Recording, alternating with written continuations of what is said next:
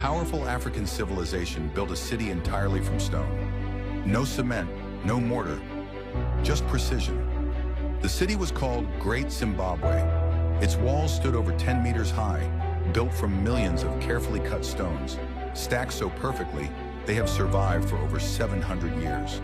This was not a village. This was a capital, a center of wealth and power. Great Zimbabwe was more than stone walls. It was a trade empire. Gold from its lands traveled across Africa to Arabia, India, and even China. Foreign coins and artifacts were found there. Proof that this African city was connected to the global economy centuries before Europe arrived. This was power. This was organization. This was civilization. But then, everything changed. The mysterious abandonment. By the 15th century, the city was abandoned. No signs of war, no mass graves, no burned buildings, just silence.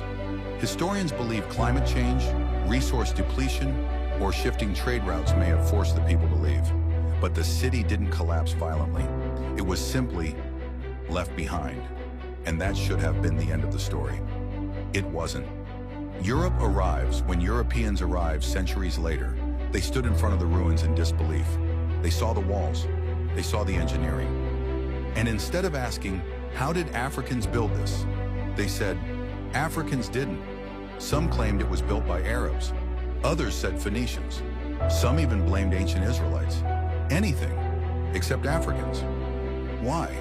Because admitting the truth would destroy the myth that Africa had no advanced civilizations. History rewritten for decades, European textbooks erased African builders from the story. Local Africans were forbidden from studying the ruins. Scholars who suggested African origins were silenced. History was not missing, it was manipulated. But stone does not lie. Archaeology eventually proved the truth. Great Zimbabwe was built by ancestors of the Shona people. African hands, African knowledge, African genius. Why this story matter?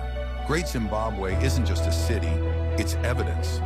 Evidence that Africa had advanced engineering, global trade networks, political power, cultural identity long before colonization. And if this one city was hidden for so long, how many others were erased? Final message. Great Zimbabwe stands today as a silent witness, a reminder that history is not always written by truth, but by power. And that raises a final question.